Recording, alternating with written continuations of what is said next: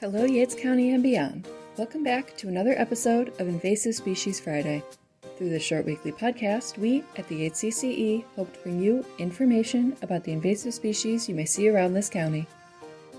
We're in the field with this week's invasive, Moro honeysuckle. Though there are species of honeysuckle native to North America, the ones we'll be focusing on are originally from Asia.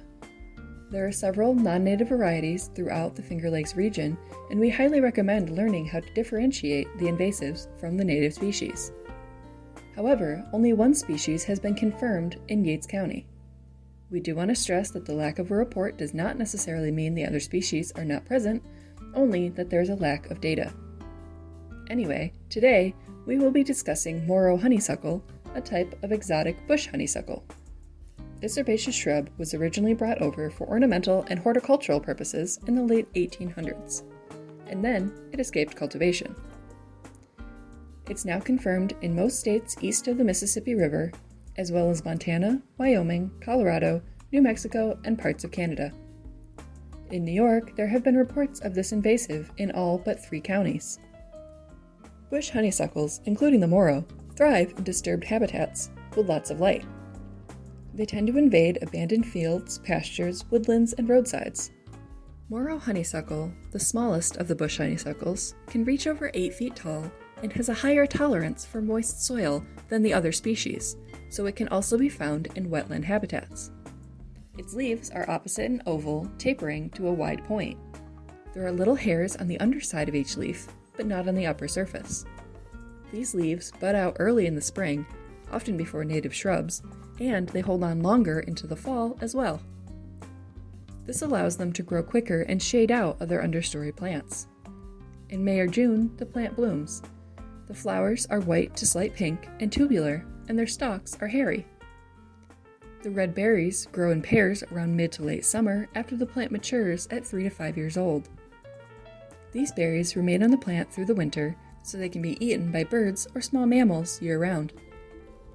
Unfortunately, invasive honeysuckle berries offer almost no nutritional value, so the migrating and overwintering birds that spread the seeds while trying to store fat and conserve energy receive no benefit from eating them. Birds nesting in this honeysuckle are also closer to the ground and thus more vulnerable to predation. The plant itself has alleliopathic qualities, meaning it produces toxic chemicals that prevent the growth of surrounding vegetation. This, combined with its ability to grow quickly and shade out other plants, means that the invasive honeysuckles can turn an area into a dense monoculture relatively quickly. As we've discussed in previous weeks, this results in an overall decrease in the biodiversity of the area. Dense infestations are also a favorable environment for ticks. Additionally, honeysuckle berries are mildly poisonous to humans and can cause nausea, rapid heart rate, and vomiting if eaten.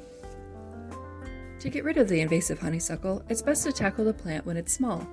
Seedlings and young plants can be removed by hand, ensuring the root system is removed to prevent resprouting. This should be repeated annually. For larger infestations in older plants, it's important to start management techniques in the late summer or early fall to prevent the current seeds from dispersing. Herbicide treatments are available in foliar and basal bark sprays and cut stem applications. The last tidbit we will leave you with today is how to distinguish a native from an invasive honeysuckle. Cut an older twig from the plant and look at the pith or spongy tissue in the center of the stem. The stem will be hollow if it's a non-native honeysuckle. And with that, we reach the end of this week's episode of Invasive Species Friday. Next week, we are splashing with a tiny crustacean double feature. Until then, we at the Yates County CCE thank you for tuning in and supporting our fight against invasive species in Yates County.